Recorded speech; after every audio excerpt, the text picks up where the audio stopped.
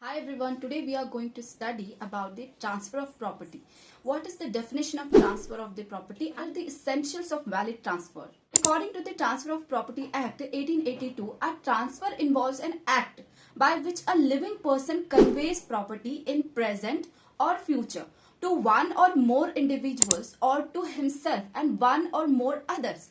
It encompasses various modes such as sale, mortgage, lease, gift and exchange. Now we talk about the key concept of a valid transfer under the Transfer of Property Act 1882. So first of all, you will see what is the introduction of the Transfer of Property Act.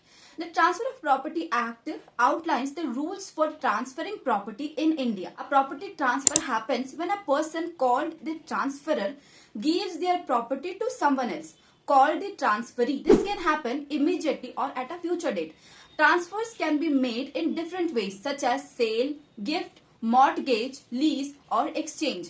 Each type of transfer has its own rules, but there are some common essentials that must be met for any transfer to be valid under the Transfer of Property Act. So let's talk about what is the transferable property. For a transfer to be valid, the property must be something that can legally be transferred. Section 6 of the Transfer of Property Act lists types of properties that cannot be transferred. Now let's see some examples that cannot be transferred. First one is the spes successionis. This means a mere hope of inheriting something in a future which cannot be transferred. Second is the right to re-entry. This is a landlord's right to reclaim property if the tenant breaks a rule. This right cannot be transferred separately from the property. Third one is the easement rights. These are rights to use someone else's land like a path. These cannot be transferred on their own. Fourth one is the future maintenance rights. The right to future maintenance or support cannot be transferred. Next one is the public office and salary. You cannot transfer the job or salary of a public officer. If you are in the position of the public officer, then you also cannot transfer it to somebody else. Next one is the pensions and stipends. Pensions or government stipends cannot be transferred to anybody else. The overall is if the property falls into any of these categories that we are discussing now, it cannot be transferred legally. Now let's see competence of the transferor.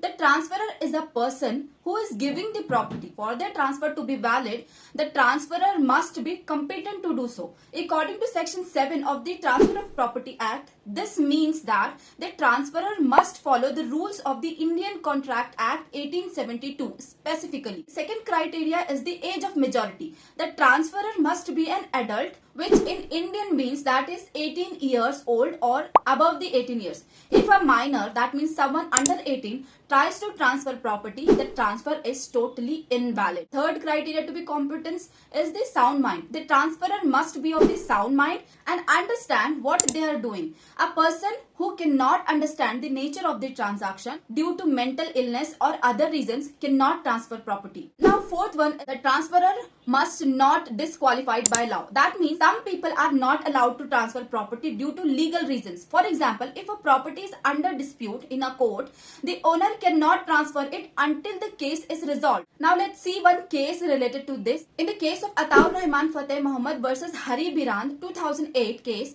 the court held that if someone does not have a legal right to transfer property, like a tenant who does not own the property, they cannot transfer it. Now let's see competence of the transferee. To transfer the property, the transferee also have the competence to do it. Who is the transferee?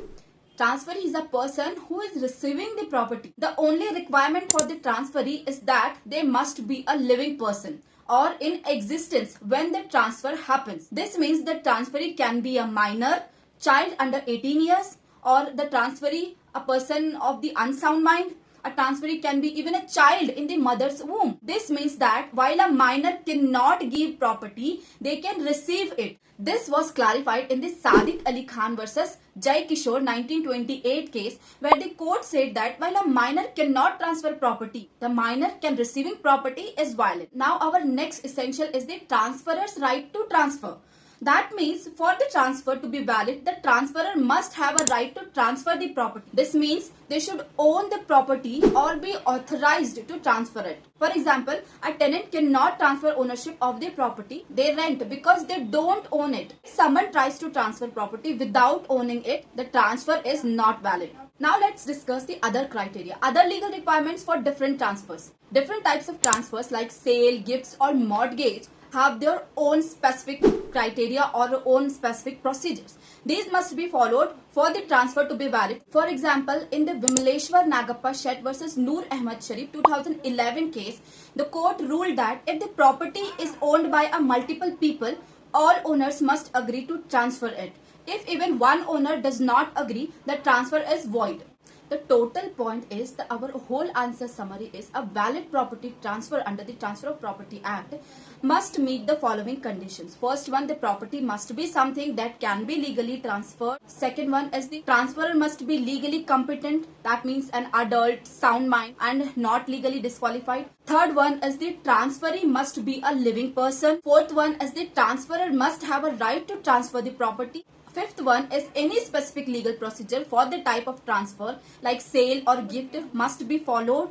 If these conditions are not met, the transfer is invalid. This ensures that property rights are transferred legally and fairly. That was our whole answer to the question of definition of transfer of property and what are the essentials to be remembered to make the transfer valid.